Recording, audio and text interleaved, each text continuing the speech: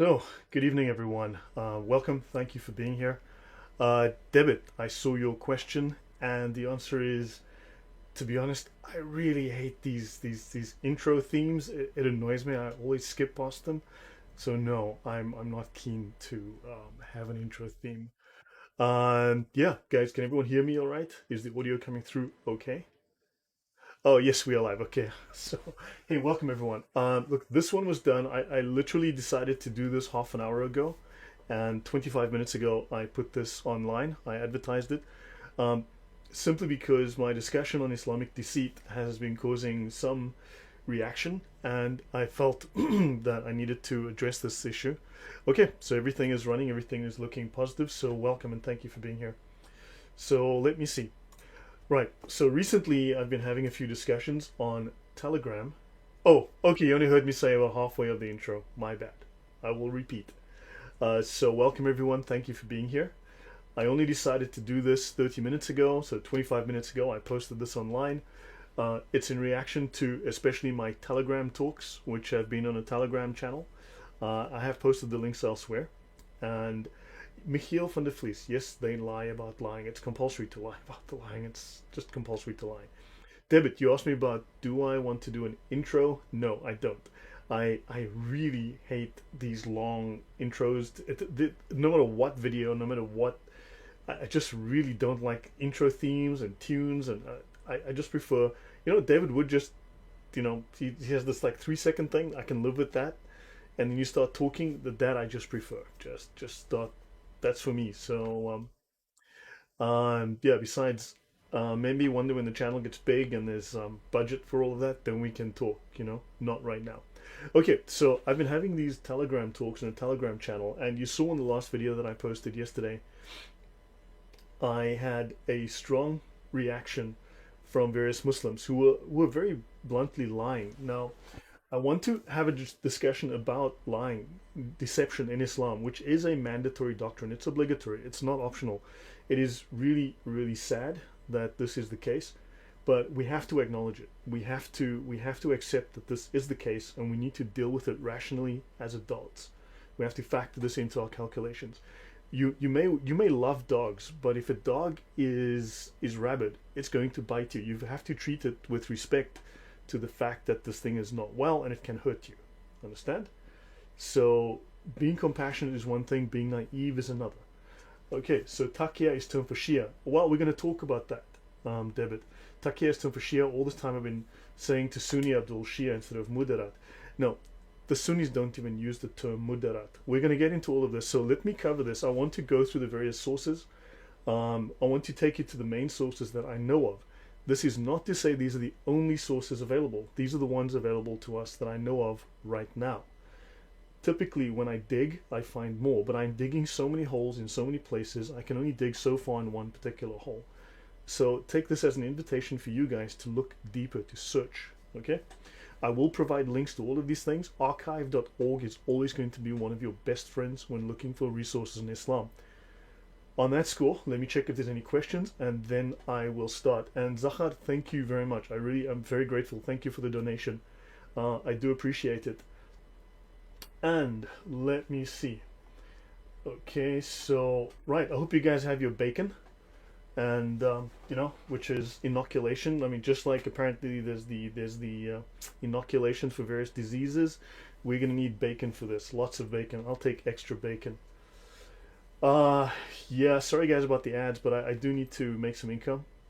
So, okay, now let David. So the question is here: how are Muslims even okay with lying? Because they don't perceive it as lying. They don't understand Islamic morality is not Christian morality. These are two opposite and often contradictory forms of seeing the world. These are two separate worldviews. They do not see the world. Their civilization is different to yours. When they live in your culture, obviously, when in Rome, do as the Romans do. But if you hate the Romans, well, don't let them know that you're undermining them. I've said this before, and this is something that is very little known. There are things that I know about Islam that I think is generally I would assume are not well known, except by myself.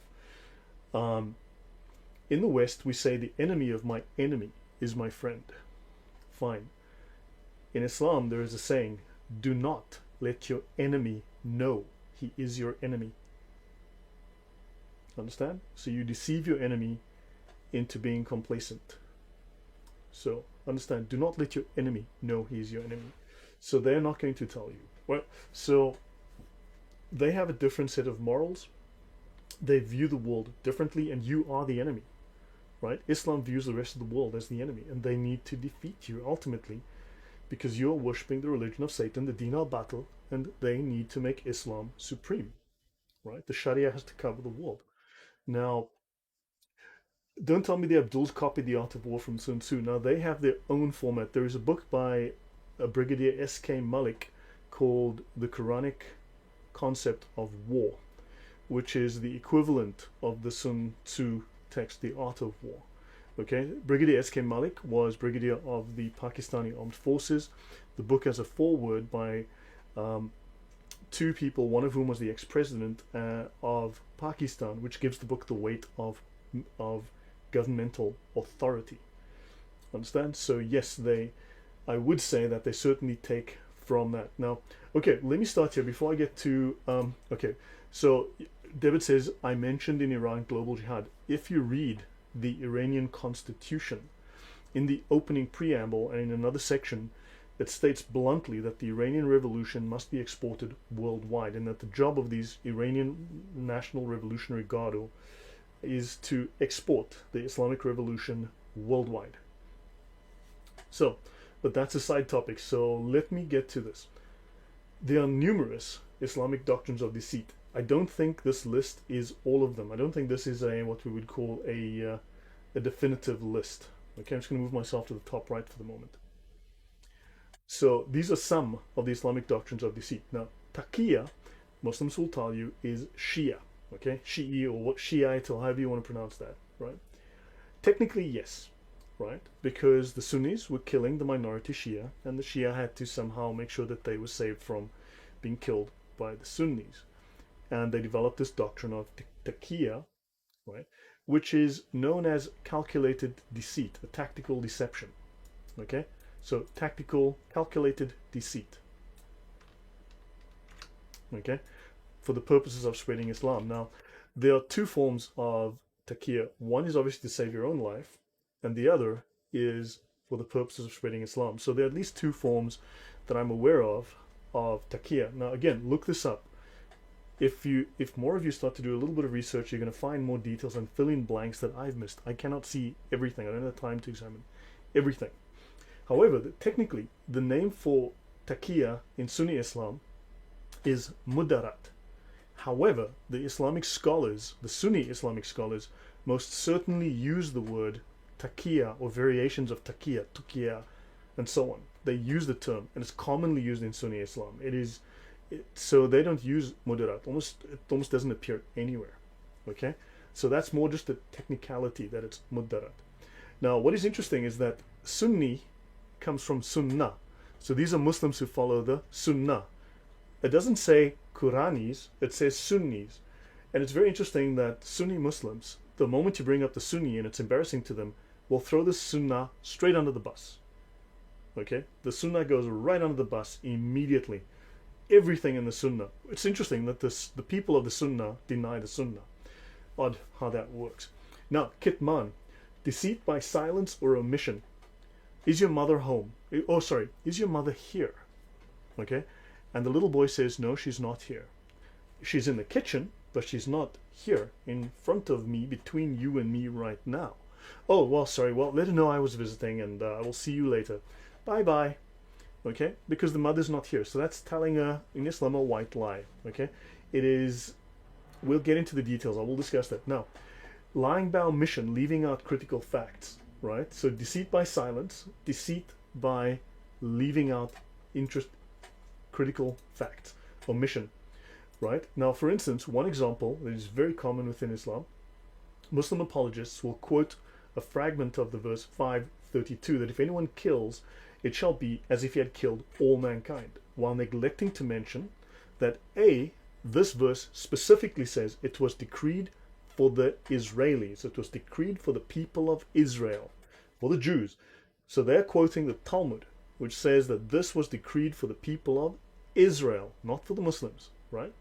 And that the rest of the verse and the next mandate murder and torture in undefined cases of corruption and mischief, right? Which include crucifixion and such. All right. So understand that there is this utilization of kitman, which is very common in this case. Yeah, they all become, as David says, yes, they all suddenly become Quranist. If you watch my most recent show, you'll see that's exactly what happens. The Sunnah goes right under the bus immediately. Right, now, Tawriya, deceit by ambiguity. Kitman and Tawriya would be very similar. You've all heard Yasir Qadi talk about Tawriya, deceit by ambiguity. We're going to get into more technical details on that. Taysir, the doctrine of deceit through facilitation. In other words, you don't have to observe all the tenets of the Sharia. Now, there's a joke. When I was living in Dubai, and I will say this, I liked Dubai. I had a great time in Dubai. I benefited greatly from Dubai in my time there. But the Brits used to have a saying about the British women that would meet Muslim men there, love jihad. And they would say MMD, which meant my Muhammad's different. They would joke, the British men would all joke that all the British women would always say, but my Muhammad's different. Until they got married, and then suddenly the hammer came down. All right? So this is because they weren't following all the tenets of the Sharia until the time for games stopped. And then once they got into the family, right, then, as I said, the hammer comes down and the rules are strictly enforced. So that is Taysir. Darura, very, very similar, okay? But now the main form of deceit in Islam, where the most, as far as I can tell, the most detail and attention is paid, where the most literature is written, because Hiyal was defined by, in literature, already, the techniques of Hiyal was defined in literature by 805 already, by the early 9th century. So it is the main form of deceit within Islam. These are not all the methods of deceit. The method of debate is based on a form of rhetoric which is also used to deceive called adab al-jadal. I've discussed that in the past. This is all part of hiyal, which is a stratagem of war, and it's an artifice, tricks, deceptions used to persuade, deceptions used to win an argument, right? Deceptions used to convince, not to find truth. There is no point in which their methods of debate, their methods of discussion are utilized to find truth. They're designed to win. So hopefully that clarifies, and I'm going to get into some other things now. What I'm going to show you, so let's have a look here. In that, deception is used for the purposes of warfare. Let me go here. Not there. Sorry, I need to go here. So what I have here is this. Notice this is Ibn Taymiyyah, the very first of the Sheikh al-Islam, right? So you have Muhammad. Under Muhammad is Al-Ghazali, the #1 scholar in Islam after Muhammad himself. Then you have the 4 Imams, right? The Mujtahids Mutlaq, Hanafi, Hanbali, Shafi, Maliki, of the 4 schools of fiqh. Then you have Ibn Taymiyyah and the other Sheikh al-Islam. He was the first one. Notice he calls taqiyya calculated deception. Okay? So Ibn Taymiyyah himself and calculated deception. And it is a stratagem of war because it is part of the religious and moral doctrine of jihad. Understand? They're at war. And this is important to note that lying and deception is a specific part of the Islamic warfare doctrine, and keep this in mind because it is going to be important. Right, now, any questions before I go on? Let me see if there's any things, breaking oaths between others. Yes, certainly breaking oaths. Now, hiyal is the strategy that allows you to break oaths, okay? Hiyal is contortion, contrivance, devices, subterfuge, legalistic trickery. It allows the breaking of oaths, promises, contracts, and any Sharia law. Okay? So it is artifice. Look up the word artifice. It is a tool designed to deceive. This is artifice. Now, I'm going to go to, this is called the revival of religion sciences, or the revival of the religious sciences, called the Ihya Ulum al Din. Okay? There are 4 volumes by Hamid al-Ghazali, the #1 scholar in Islam after Muhammad himself. Okay? I have clipped these from Google Books. I'm going to send you guys the link again. I'm going to drop this in the chat right now. Okay. So that is the link to it. And also, this is in my OneNote database. I'm going to send you my OneNote database link now as well. Oh, that was the OneNote database link that I'm using. And look in the section on sacred lying. And here is the link to... Oh, okay. No, check in the description, please, for the link to the Ihya Ulum al Din, as I have it there in Google Books. Okay, please look in the description so that you can see exactly what I'm referring to, and everything you need is in the description. Okay, now volume 3 of the Ihya Ulum al Din discusses permissible lying and obligatory lying. Okay, I'm going to go. Okay, so what I'm going to do is I'm going to bring this up first. I'm going to bring up this. Let me start here. Right. These are all relevant. We're going to see how this is. This is the tafsir of Quran verse 328. Of course, this I believe is Ibn Kathir. And we all know this. Al-Bukhari recorded, Sahih Bukhari, who becomes Da'if Bukhari the moment you mention him, right? We smile in the face of some people, although in our hearts we curse them, right? We smile in the face of some people, although in our hearts we curse them, right? And it says here, the taqiyya, it says here, but taqiyya, these are Sunnis, is allowed until the day of resurrection. So taqiyya is allowed until the day of resurrection, permanently, till the end of times, okay? So make a note of that, this is important. Right, Ihya Ulum al Din, I've now looked it up here. The Ihya Ulum al Din, what is it and why is it important? Why are we going to refer to it? Okay? So, what we can learn about the Ihya Ulum al Din is, it says here, the revival of the religious sciences is regarded widely as the greatest work of Muslim spirituality and is perhaps the most read work in the Muslim world after the Quran. So, in other words, this is one of the very greatest scholars Islam has ever produced, the number one scholar after Muhammad himself, and he wrote a book that is the most popular book in Islam after the Quran. Now we'll know immediately from Muslims that A, he wasn't a real Muslim, and he was a deviant, and this book obviously isn't relevant, it's not Islamic. It's obviously written by a Buddhist, and it's about bicycle parts. But that's just how they roll. Okay, so it's widely regarded as the greatest work after the Quran itself. It is the most popular, most read work on Islamic spirituality, and it explains, so it's divided into 4 parts with 10 chapters, the knowledge and requirements of the faith, and so on and so on and so on. What does Wikipedia tell us about this? Well, Wikipedia tells us it is regarded as one of his chief works and a classic introduction to the pious Muslim's way to Allah. But it also speaks about attaining the higher stages of Sufism.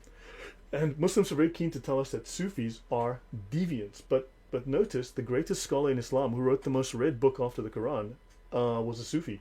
Interesting stuff. Okay. And let's continue. So, it is perhaps the most influential work on ethics in Islamic history. It became the most frequently read Islamic book after the Quran and the Hadith. Okay, still close enough. Okay. And Nawawi, one of the major scholars, one of the Sheikh al-Islam, stated, were the books of Islam all to be lost, except only the Ihya, it would suffice to replace them all. So, there we go.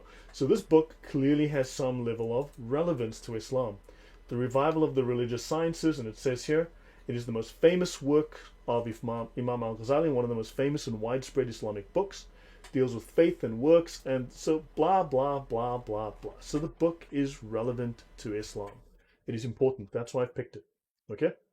So now, Bible verses about lying. So I'm going to skip this one because the Bible is very clear. If you look at the 10 commandments, the 8th commandment, depending on how you write the list, says, thou shalt not bear false witness. Okay? Speak no guile. That word guile, we're going to see that in the Islamic writings. From lying lips and a deceitful tongue, deliver my soul. Lying lips are an abomination to the Lord. Okay, backbiting, we're going to come across backbiting. Deceit, we're going to come across deceit. But we know it is biblically because God is truth. God is logos. God cannot lie. Therefore, lying is an abomination unto God. However, we're going to see how this now works out in Islam. Now, of course, within the 10 commandments, we have, you shall not bear false witness. Okay, so Exodus 20 verse 16. Okay, now that I think we've got this out the way, I'm going to minimize that and we're going to start here and get my water. Okay, any questions so far before I go on? I've laid the groundwork here. Mary Alex says, it's bizarre how Sufis are the least mentioned in Islam. There's a reason for that. They're the most important in Islam, and they hide them for a reason. And what we're going to learn about the Sufis as we go forward in the future is going to be very, very interesting. Um, okay. I see Emmanuel's in the chat. Welcome, Emmanuel. Good to see you. Thank you for coming. Marek, dobry wieczór. And, okay, right. So, I'm going to go through the Reliance of the Traveler. We're going to go through various translations of the Ihya Ulum al Din. I'm going to show you. I have here the, if we go here, this is one version, okay? This is Ghazali's Ihya Ulum al Din. Now it states here in the introduction to the Ihya Ulum al Din, it states here, sorry, let me just, you'll see here it states, Imam Abu Hamid al-Ghazali is unquestionably the greatest theologian of Islam. Okay, hey Emmanuel, good to see you, man. I've been watching your road trip and cool stuff. Hopefully we will chat one day soon. So, Imam Abu Hamid al-Ghazali is unquestionably the greatest theologian of Islam. And I've made this claim, Muslims make this claim, so I'm not making it up. Okay, he's one of its noblest and most original thinkers, right? And so he writes this book, and we're going to have a look here. Okay, this book deals with worship and divine service, called The Revival of Religious Learnings, Revival of the Religious Sciences, archive.org. Okay, archive.org. So I'm just going to type it in here, https, I'm assuming, archive.org. That's where you're going to find a bunch of stuff that is very relevant to what we're doing here. So, okay, we're going to be using volume 3, which is the relevant one for us here on this issue. But I'm going to go to my notes here. Now, if you go into, I've given you guys the notes to my OneNote database. Okay, I will link it now once more and then I'll jump in. Okay, so this is my OneNote database. Look it up, follow along. Okay, everything I'm using is going to be there for you to look at. I provide all my notes, research it, tell me I'm wrong. Okay, exposition of allowable lies. It should be known that telling lies is not unlawful. Okay, telling lies is not unlawful, so it's okay. Christianity, biblically, telling lies is an abomination to God. Okay, now we are not perfect, we lie. We are all sinners, we tell lies. But in Islam, telling lies is not unlawful. What they state is, what is wrong with lying is the harm that it causes to the person being lied to. But of course, we know within Islam, everything has an escape clause, everything has an opposite. Hiyal creates, this is all hiyal, it's fast and loose with the talk. It's all how you can twist the language to mean something. It's sophistry. So, ignorance might serve the benefit. And since ignorance is caused by telling lies, it then might be allowable, if not obligatory, to lie. Okay? So, someone's ignorance, like you as the kafir, it might serve the Muslim's interest to keep you ignorant, right? Which serves their benefit. And since this is caused by telling lies, it is then obligatory for them to lie to you. Telling lies, in some cases, is better than telling the truth. So telling lies can be better than telling the truth. Any comments on that? So let me continue. Okay, so understand, so it starts off with a very fascinating set of moral concepts that go contrary to Western concepts. Kafir Linda Clark, yes, 1400 years of deceit. How do you change that? You don't. You don't. You bring it into the light. You drag it kicking and screaming into the light. You give them nowhere to hide. The Quran, they can go in circles. As someone very wisely said on my channel, I can't remember the name, but there was a comment today. Someone said, look, Satan is the father of lies. And definitely the father of Islam. Jesus says Satan is the father of lies. John 8, verse 44. That is true. Okay, so someone said on my channel, Hamza refuted again because of the previous show that I did. Because when you give Hamza the Quran, he'll say, but the Hadith. And when you show him the Hadith, he'll say, but the Quran. Understand? They will go in circles. When you show them Quran verse A, they'll tell you, but Quran verse B. When you tell them Quran verse C, they'll say, but Quran verse D. They will go in circles because the Quran is totally contradictory. Okay? So understand, you cannot beat them doing the Quran and Hadith. And when you show them the Hadith, they'll all suddenly become Quranists. You know this. The Sharia, okay? The fiqh, the the Islamic sacred law is where the rubber meets the road, is where things are in black and white, and they have nowhere to hide. Okay. So okay, what? Let's go on. So now, telling lies as such is obligatory. Now they have a situation where they state telling lies in the given circumstances is obligatory. Now, where does Jesus say you are compulsorily obligated to lie? He says no, lying is an abomination. I am the way, the truth, and the life. Okay? But Mo and his crew is like, tell lies because it could be benefit in that. And keep them ignorant, and if you need to keep your enemies ignorant, well, lie to them. Speech is a means to achieve praiseworthy purposes.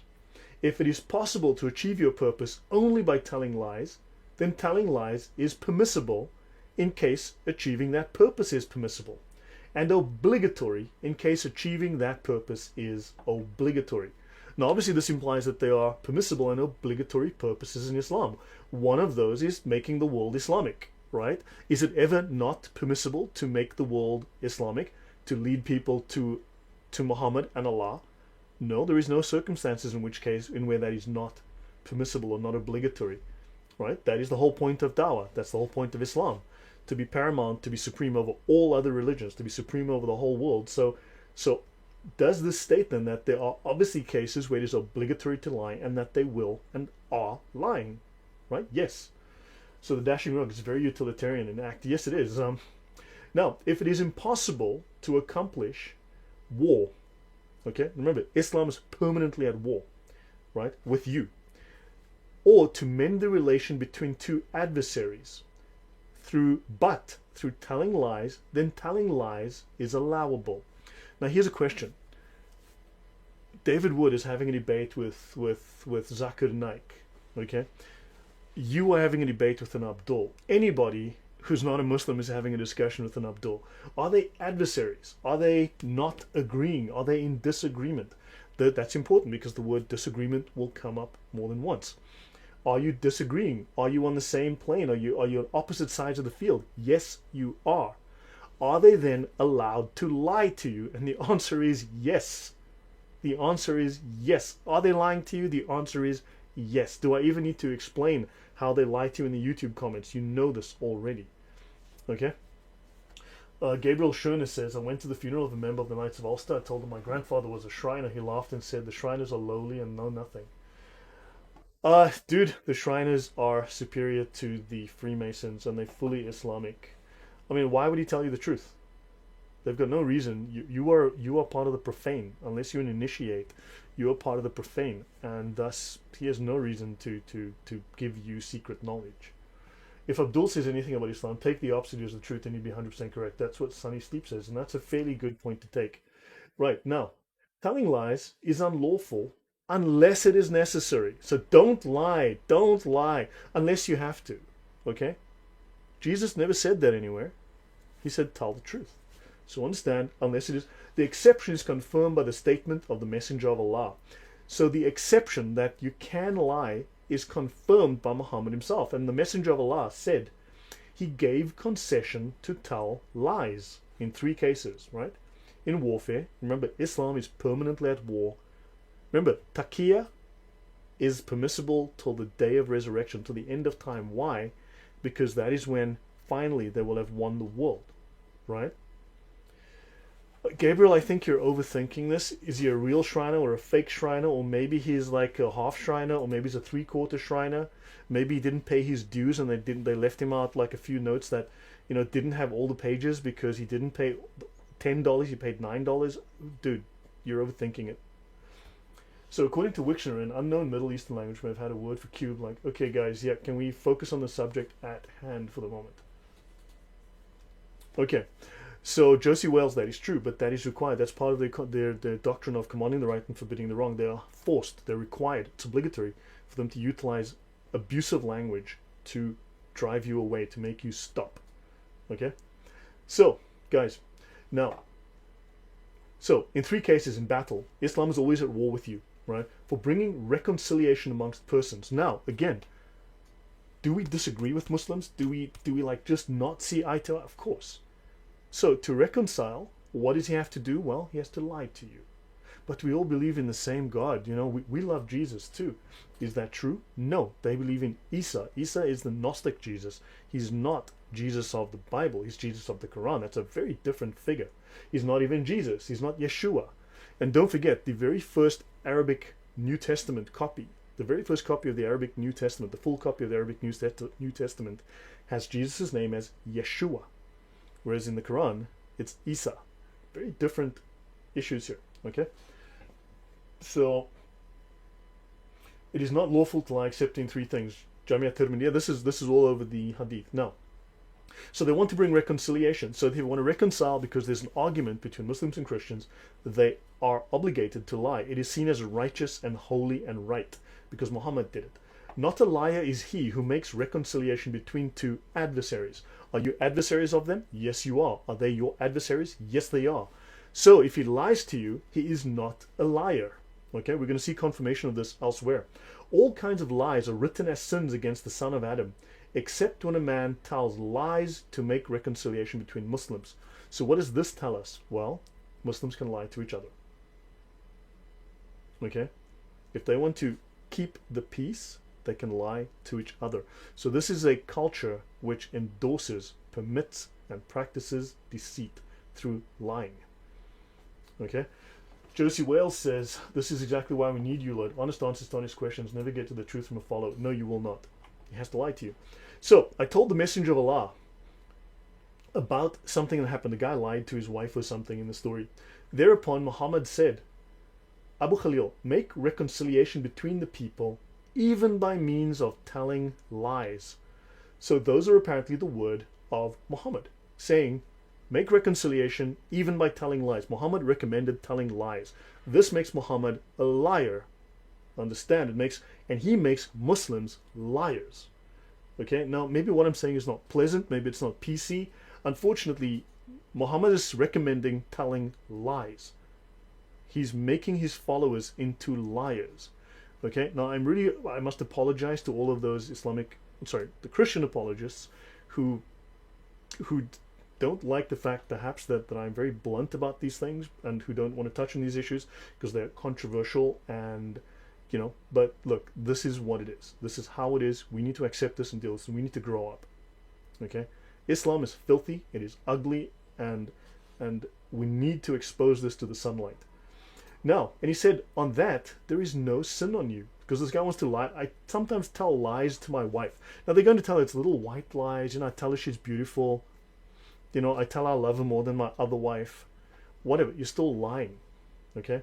And this is not the only form of lying allowed because lying is permissible. Okay? So, there's no sin on you for lying. So when you tell lies to people to keep the peace, there is no sin on you. So the imam can lie to his flock, which is why Muslims are confused. Man can lie to his wife. Wife lies to husband. Parents lie to child. Child lies to you. It's sad. The Messenger of Allah said, of a surety, okay? Why do I see you competing each other to tell lies in the same way as flies compete each other to the fire?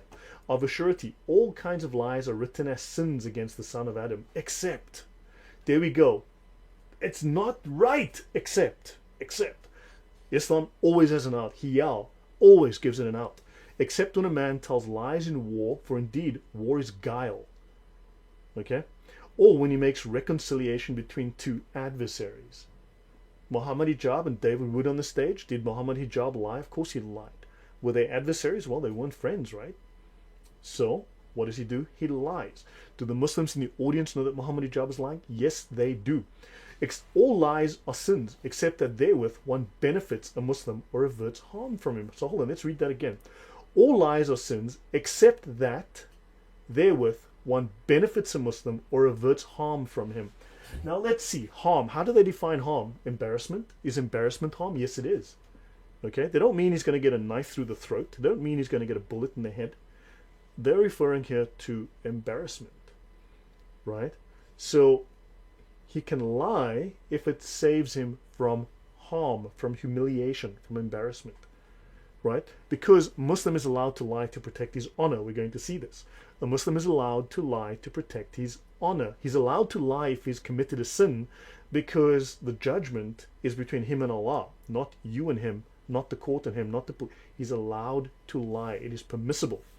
So telling lies is reported to be allowable. It's allowed. So clearly there's permission.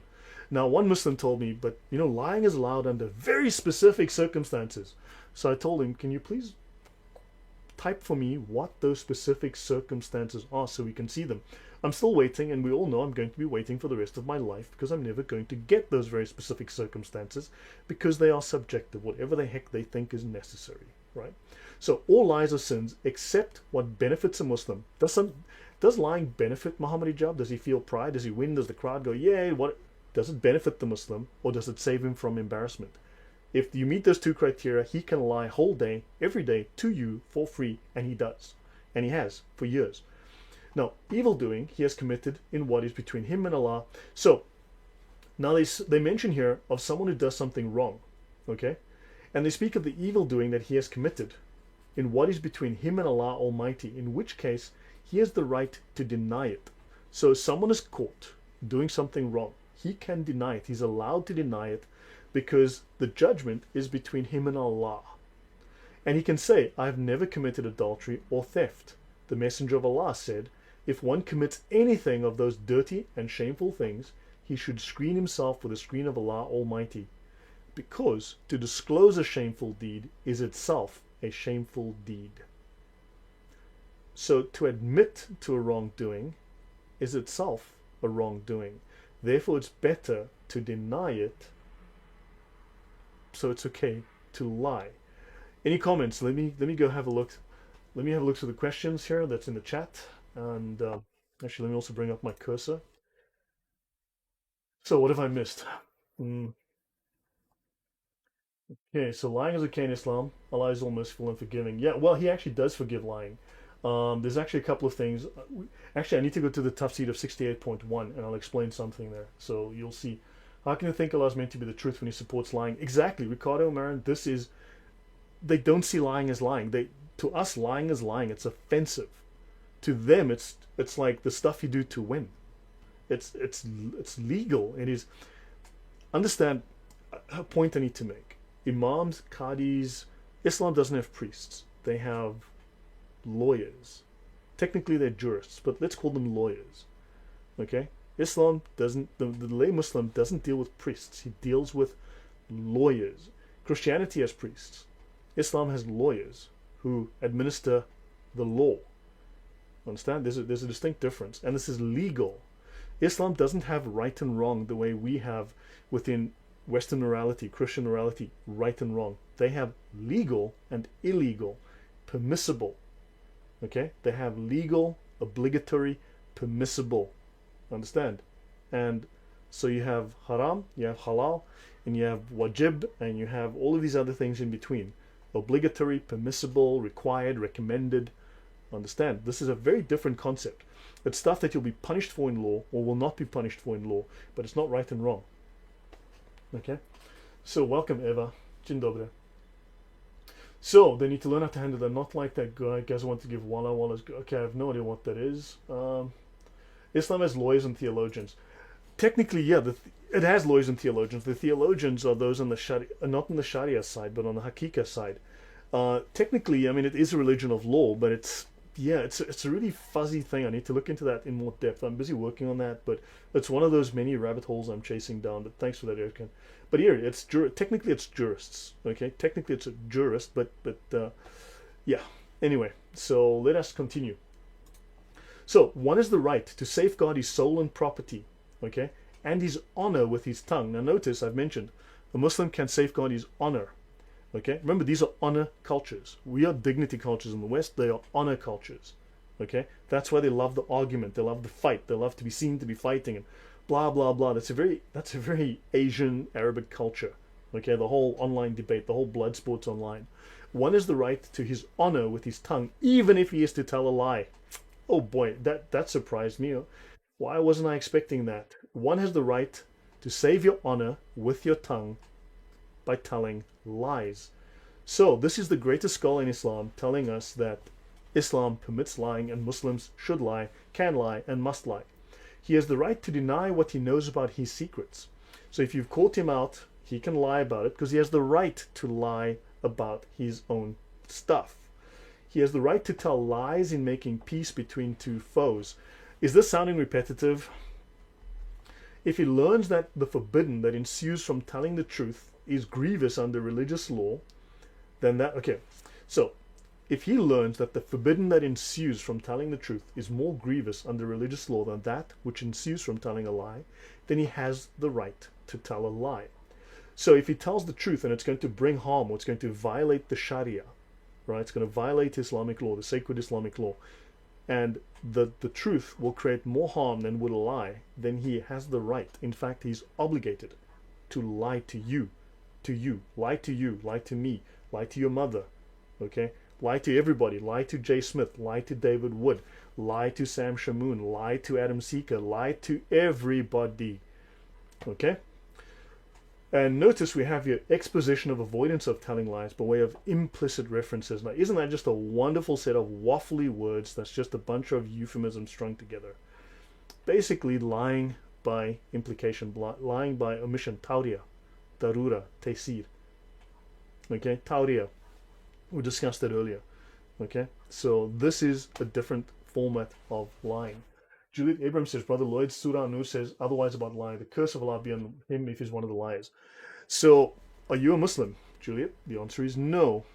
Should they be lying to Muslims? Technically, no. Can they lie to Muslims? Of course they can. So, lying for various... How do you sort through this mess, Juliet? So the Quran says a lot of things. The Quran says plenty of things. Do they listen to the Quran? Where are the 5 daily prayers in the Quran? It's not in the Quran. They do that. Where's the Shahada? In those words. Here's a wonderful thing to use on Muslims. Where does the Shahada, the full Shahada, appear in the Quran? In those words. I want to see it in those words. It's not there. There is no full Shahada in the Quran.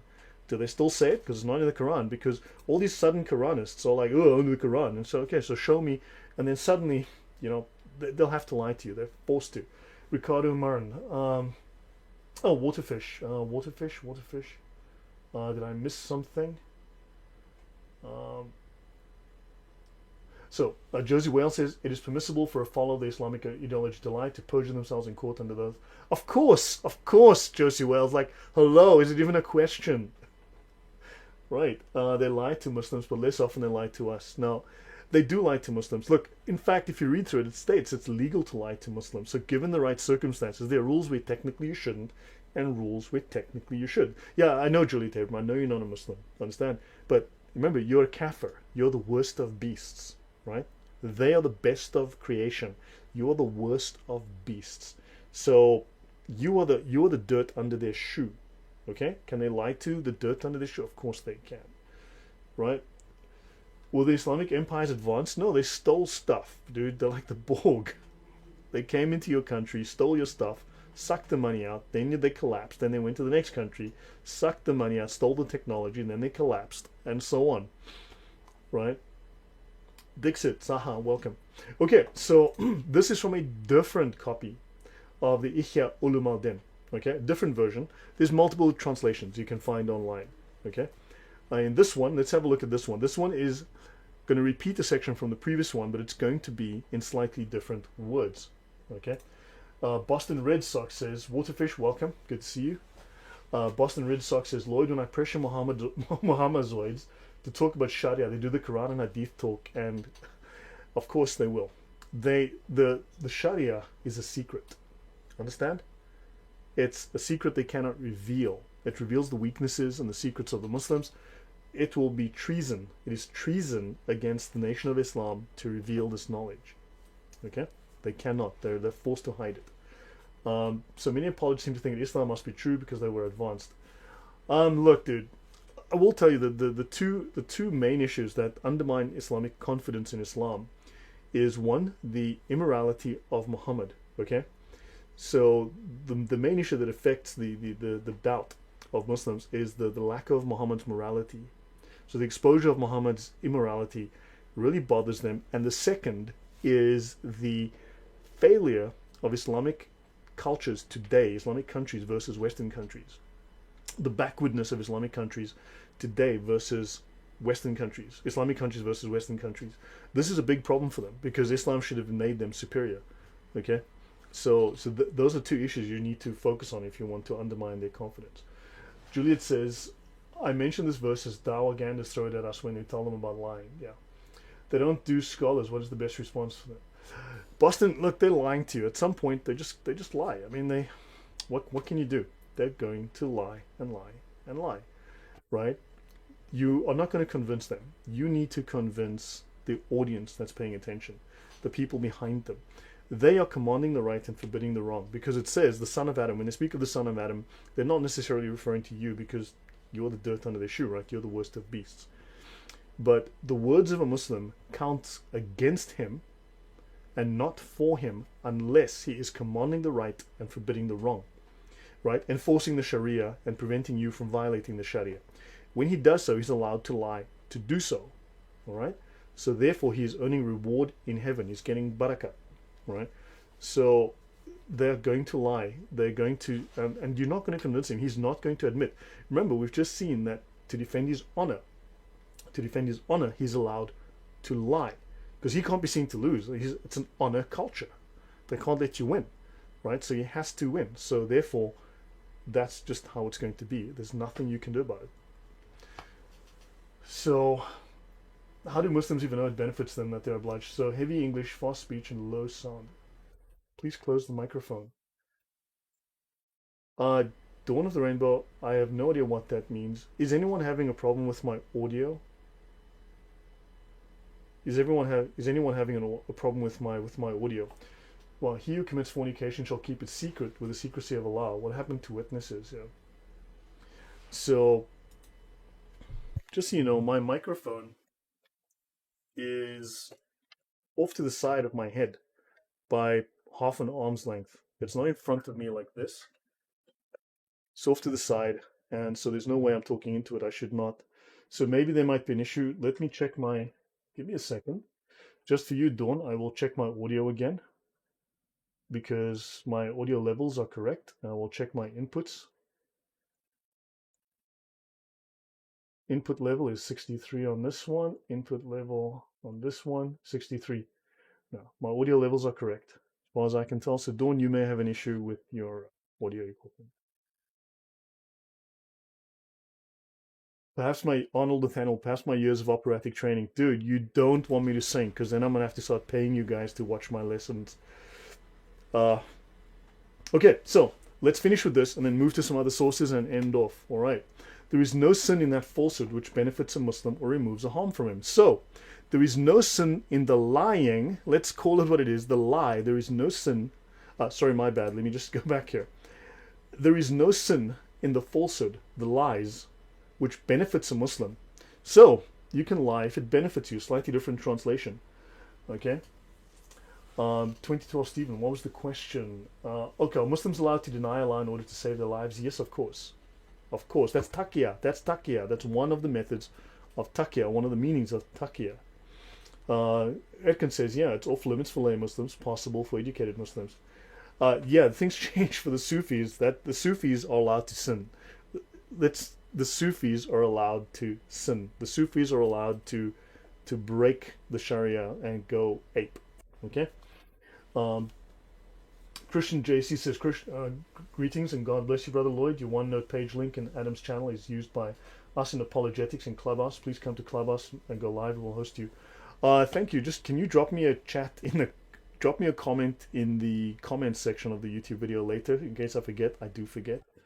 Or drop me a link now in the chat and then later in the comment section, please. And I'll be happy to follow up with you guys.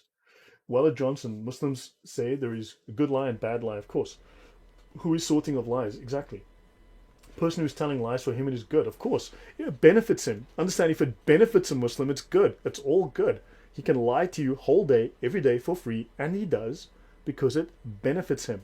Now, of course, look, I have to now, of course, say this because it's obligatory because oh my God, Lloyd hasn't said that not all Muslims, dude, we know this. Okay, not all dogs are going to bite you either.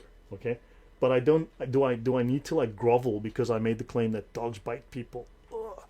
Okay, so we know this, but we are dealing with these Dawagandists, and these Dawagandists are trained specifically to lie because their format of debate is a method of deceit based on lying, utilizing rhetoric. Let's be clear about this, okay?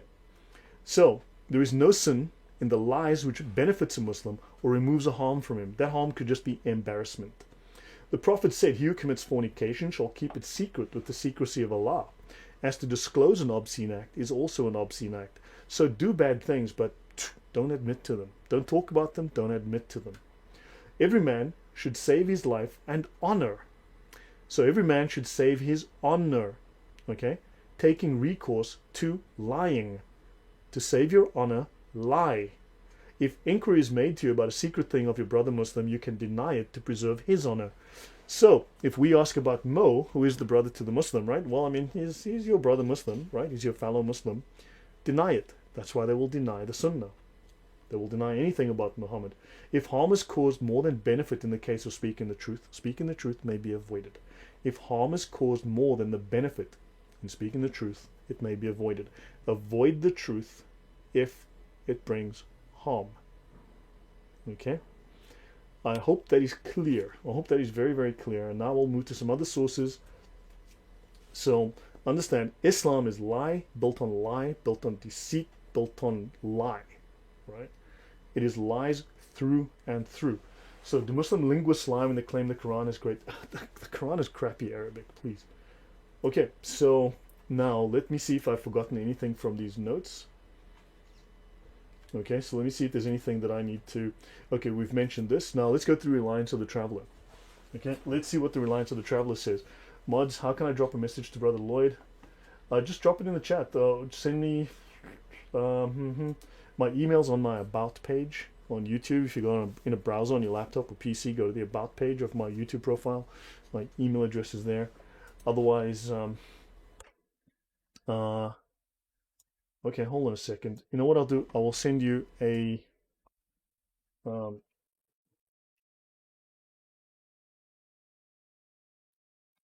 on. What I'm going to do is I'm going to send you an email address you can use to email me. Just give me 1 second, please. Okay, while that's happening.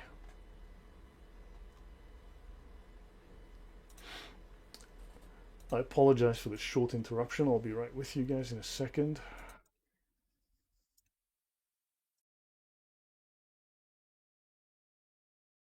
Okay, well that's loading, so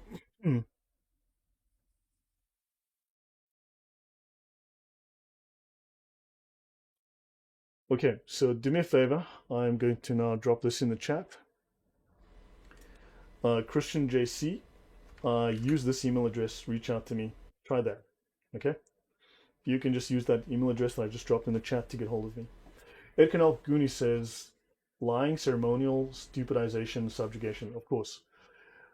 Is Islam the success of the harlot of Babylon? Dude, that question is above my pay grade. I don't know. I don't deal in conspiracy theories. I don't deal in... Who knows? Who knows? I don't know. You don't know. Doesn't matter.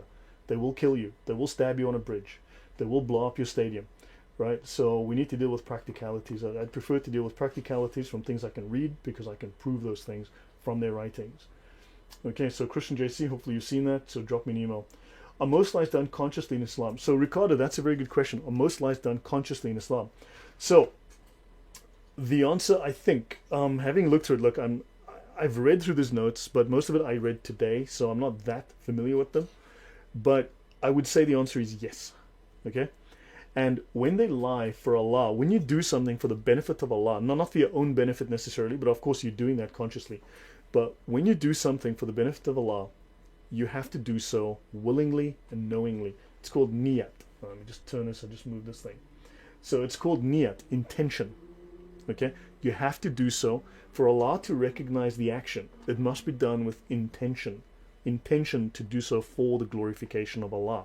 So if you're going to lie to the kafir, that's you, you have to do so with clear intention that you're doing so to benefit Allah, to benefit Islam, to bring glory to Allah. Okay? So yes, he is conscious. Otherwise, Allah doesn't recognize it because you did it with a weak heart. You did it with poor intention. Understand? Niyat, intent. Ricardo Marin, such a crazy faith. Islam, look, I've stated this before, but most Christian apologists, okay, don't have a genuine understanding of Islam because they don't know the Sharia. They've never studied Islamic law. The Quran is the lowest level of knowledge in Islam. The reason that lay Muslims always insist upon the Quran and the Hadith is because this is what they have access to at their level. They're at the lowest level of knowledge. They're at the bottom. Okay, they scrape the bottom of the barrel. And if they're allowed access to a resource, it means that that resource is toilet paper. Okay, if a lay Muslim has access to a resource, it means that it is irrelevant. It's designed to keep him happy and stupid. Okay, when you go to a seminary to study to become a qadi, to become a major jurist in Islam, okay, a mujtahid, do you think you spend 7 years just reading the Quran from page to cover, 500 times? No. You will study Islamic law, and that is a very different topic.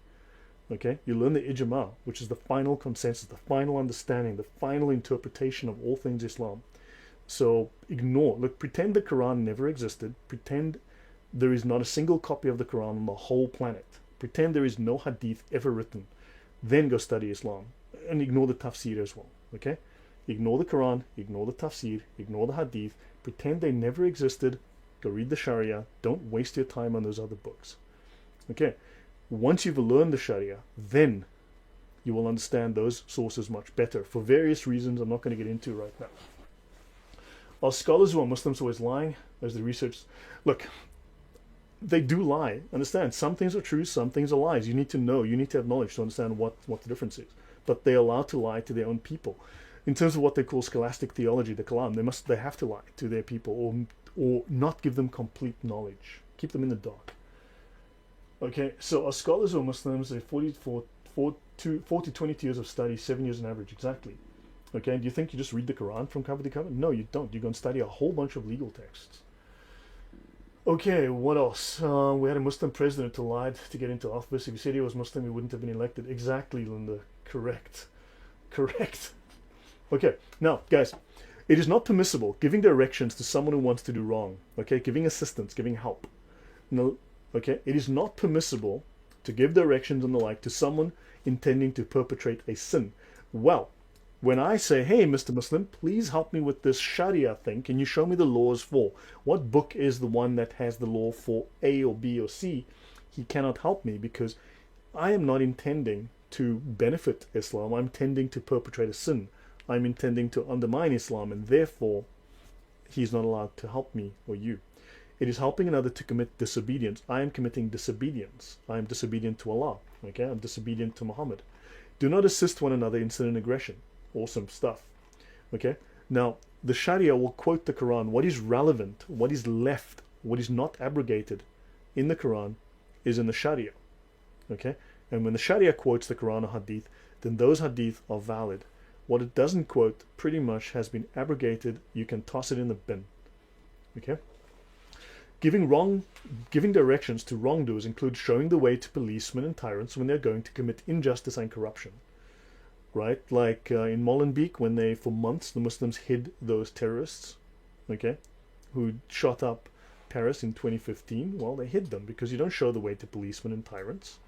Committing the injustice of those innocent jihadis who were just doing Allah's will by murdering 86 people in the Bataclan. Then, teaching questions of sacred law to those learning it in bad faith. You are learning, and I'm teaching, the sacred law in bad faith, who do not want the knowledge to apply it in their lives, but attempting to destroy it. You understand? There's a very different view that we have versus what they have, and thus the Sharia must be kept secret from us, must be hidden from us. And comments, are there books in English available? Of course there are books in English. I mean, I'm reading it in English, Sergeant Grinch. I heard on DCCI channel, Juliet says, will surely reference it and share when I come across it. Well, the Syriac Aramaic of Islam is a good read. Okay, blah, blah. Reliance is a small book, and he's right. Reliance is a small book, but it's an incredibly relevant book, okay, because it contains a little bit of everything. No one single Sharia manual contains everything. But the Reliance has a little bit of everything and points you to where you can go for more information. It's very, very helpful in that way. It's a wonderful compendium. Okay, summarizes so much. So Ibn Firman is lying out of his ass. Okay, he's truthful on some things. On some of his videos, I've learned a few things from him. There's a couple of things that he gives away that he doesn't realize when he thinks he's talking to Muslims on videos designed for Muslims, like teaching them, if you want to learn the fiqh, you must go to this book and that book and this book. Useful stuff, very useful. Did Muslims read the words of Lord Jesus Christ who the devil is father? No, because they reject Jesus, they reject the Bible, they reject God. Okay, so moving on. Right, now, they cannot permit or authorize a person to do something that entails disobedience. For them to accept disobedience is itself disobedience. Therefore, they now need to do something about that against you. But let's look at the chapter within the Sharia, page 744 of the Reliance, section R 8.2, called Permissible Lying. Okay, let's see what this Sharia, the world's most famous. Now, Muslims will go, but it's not the most famous. So, okay, which one is? Okay, which one is? If not this one, which one? They will never tell you. This one is. Okay? Now, he who settles disagreements between people to bring about good or says something commendable is not a liar. So in other words, if you settle a disagreement through lying, you're not a liar. Okay? Now, I did not hear Muhammad permit untruth except for three things. Muhammad did not allow lying except for when you lie to your wife in warfare, and we're permanently at war with those non-Muslims, and for settling disagreements. Now again, do we disagree with Muslims? Of course we disagree. Are they allowed to lie to us under those conditions? Of course they are. This is an explicit statement. Lying is permissible for given interests. Okay, lying is lawful. And it says that the best analysis, according to the Sharia manual, I have seen is by Imam Ghazali, who says, speaking is a means to achieve objectives. Objectives is something you have in warfare, right? When it is possible to achieve such an aim by lying, but not by telling the truth, it is permissible to lie if attaining the goal is permissible. When the purpose of lying is to circumvent someone who is preventing one from doing something permissible, and obligatory to lie if the goal is obligatory. So, I think they've just stated here that lying is obligatory. Now, let's continue. It is not unlawful to lie when any of these aims can be attained only through lying. I'll repeat that. It is not unlawful to lie when any of these aims can only be attained through lying. So can Muslims lie to you? Of course, yes. I think we've proved this over and over again. It is religiously, but, it is religiously more precautionary in all such cases to employ words that give a misleading impression, to deceive, to use more subtle deceit. In other words, they told, try not to lie if you can use subtle deceit, if you can use words that are misleading. Understand? So they will lie to you subtly, and they will lie to you brazenly and openly. Okay, any comments? What have I missed? And okay, so, and that's it. Now, the outward purport, the outward meaning of the words deceives the hearer. Okay? The outward meaning of the words deceives the hearer. So Muslims are allowed to, required to, it is obligatory for them to deceive you. Now, you need to utilize this knowledge. You need to start making this public, taking screenshots, pasting this stuff, putting it out there, downloading the books, putting it in everyone's faces so people understand just how ugly and filthy and dishonest this particular Deen is. Okay? It is not unlawful to lie if their aim can only be achieved through lying.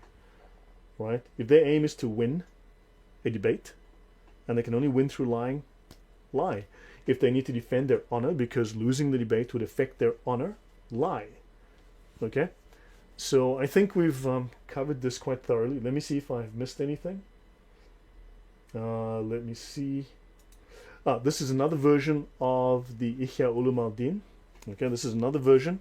Of course, a lie is permitted if the truth would lead to another prohibited thing that is worse than lying. So again, slightly different wording, same statements. Of course a lie is permitted if the truth would lead to, something that is worse than lying. Then it is permissible. Okay? So, yeah, Allah's messenger did not permit lying, except for three things. A man saying something with the intent of reconciliation. That sounds so nice. Okay? Such wonderful use of creative, flowery language, euphemisms. Reconciliation. Well, we don't want to argue, we want to have nice peace between us and the Christians. So we're going to lie to you. We're going to lie through our teeth. Please don't be fooled. Don't be taken in. Unfortunately, maybe not every Muslim's going to lie, because I've met some great Muslims. I've met some wonderful people in the Middle East, some really good people who are better than their Deen, who are better than their Prophet. But there are those who will lie to you and are lying to you. Okay, have I missed anything? No, I think I've covered this. So look, you guys can read through this. This link is too long to. This book is Al-Ghazali's adapted summary of Ihya Ulum al Din, the 40 principles. Right. I found this on Google Books, and this is just a small section, and Ihya Ulum al Din, and I said permissible lying. So I did a Google search on Ihya Ulum al Din, plus. Hold on, let me just take this up. I did a Google search on Ihya Ulum al Din here, plus permissible lying. That's what I searched for. This is what I got. So you can find this. So please, guys, if I ever hear any one of you say the word taqiyya again, I am personally going to come to your house and slap you. Okay? Because if you keep focusing on this little taqiyya thing, which is this little tiny seed that they admit to, and ignore the whole forest of lies to your left, but you're focused over here with your little microscope, I'm going to come to your house and I will personally slap you for not focusing on the important issues, the depth and the breadth of their doctrine of lying. Okay, I hope that's clear. Right, so yeah, have I missed anything? Let me see. Oh wait, there's one small thing I'll show you guys, that I'm gonna go to Quranics 68.1. I'm not going to go into too much depth, but I'm going to go here. This is Quran 68.1, the commentaries for Quran 68.1. Okay, and this is it's a discussion on the secret letters, the unknown letters in the alphabet in the Quran. And this is what is interesting. I was discussing this with someone last night. The Pir of the Tariqah, okay, the elder of the school of Sufism, said, "O Allah, no matter how sinful we are, you are forgiving. No matter how ugly our deeds, you are the concealer." You see, the Sufi are above the law. Okay. Ricardo Maran, what is it you said here? LOL. Okay, my bad. So understand, the Sufi, in some ways, the high level of Sufis are above the law. They're above the Islamic law. They're literally above the law. And it's a longer discussion to get into that, not now. No matter how ugly our deeds, you are the concealer. Allah hides their deeds.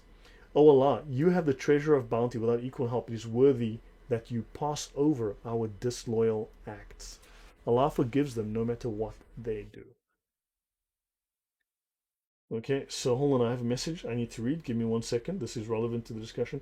Oh, the stutters have started again. Ooh, bugger. Okay, so guys, YouTube has decided it dislikes my video. It's starting to stutter. This is a discussion for another day. Now, on this point, you need to go look up something called Ibaha in the Encyclopedia of Islam, volume 13. Okay?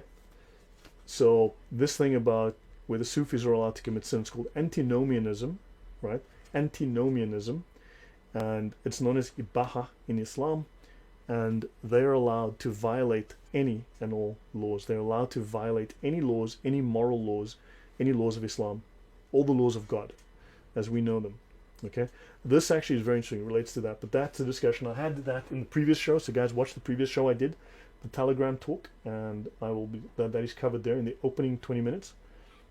Okay, so Matanga says, is the reliance of the traveler based on the four schools, and would it include doctrinal agreements, laws for all Muslims? Yes, of course. Okay, short version. Muslims will always come to the rescue with their wonderful arguments, say, but the scholars disagree. Well, the scholars also happen to agree. And in fact, what they disagree on is about roughly 25% of the Sharia they disagree on. They agree on 75%. It's called the ijma, the consensus. Okay? And let me actually show you. So since we're asking these questions, let me. Where the heck do I need to be? It's not this one. That's here. No, it's not that. Okay, so to answer your question, Matanga, let me get into that. Oh, Ibaha. While I'm here, I may as well just speak about this since it's on the page. Ibaha in theology is a term that is commonly applied to antinomian teachings of the Sufi groups. Okay, allowing the forbidden.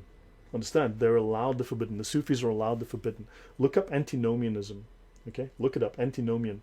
It's a common feature of many Gnostic groups where they would do wife swapping. They would do anything that violated the law of God, because Yahweh was the evil God, and their concept of Allah, right? The Tawhid was the good God, and Yahweh was the evil satanic God, and therefore they had to go against Yahweh and do the opposite of whatever he commanded, because that was good, and that's antinomianism, and it's allowed. The Sufis, certain Sufis are allowed this. Okay, so many I've spoken to seem to think Sharia isn't bad, but in others, is there, dude? It's called a lie, Ricardo. I hope I've made it clear to you. They're lying to you. Get that through your head. They're all lying to you. Okay, if they're a Dawa Gandhist, they're liars. Bluntly, Sharia makes Muslims into conmen, unfortunately, sadly. Okay, they don't see the world the same way you do. To them it's good, to you it's evil.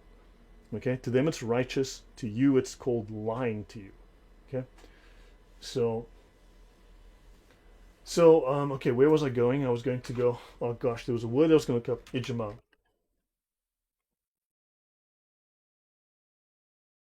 So the ijma is a legal term. It falls under the law and jurisprudence, and we'll get to it in a second.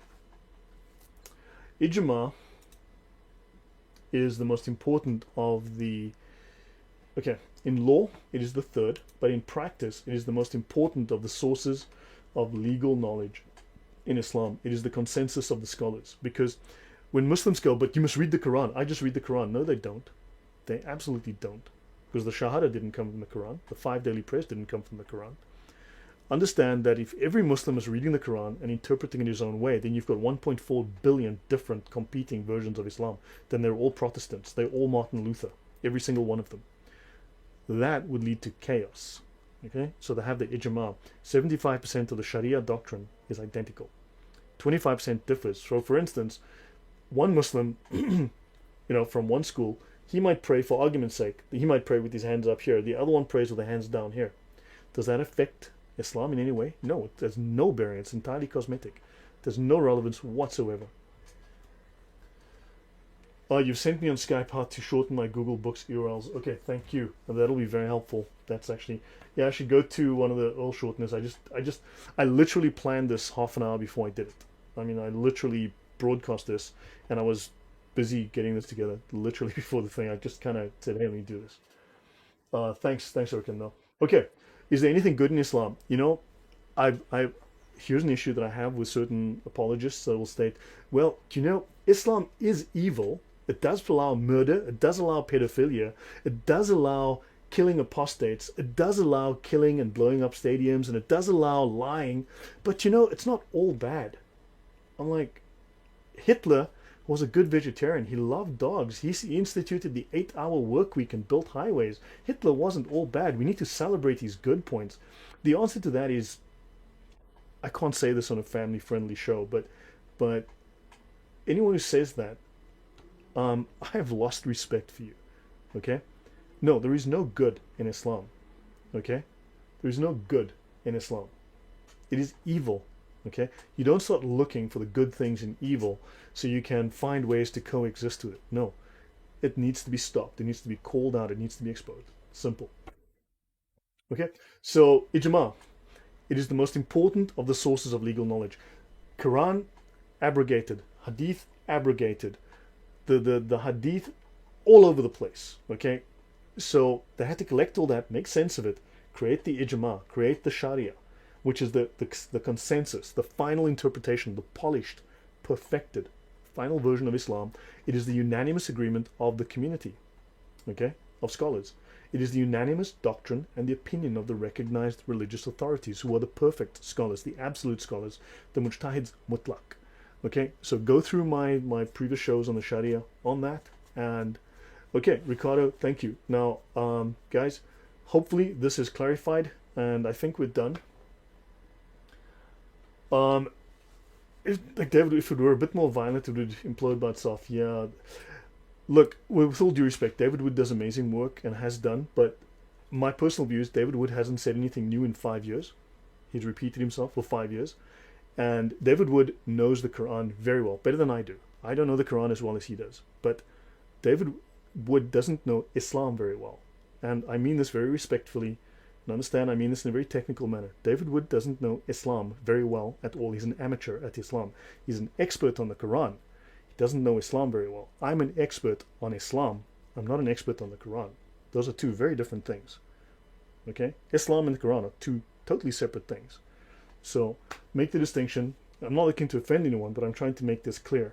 And Islamic apologists are doing themselves, anti-Islamic apologists are doing themselves no favors by ignoring the Sharia, which is the final version of Islam, the final interpretation, the final summation.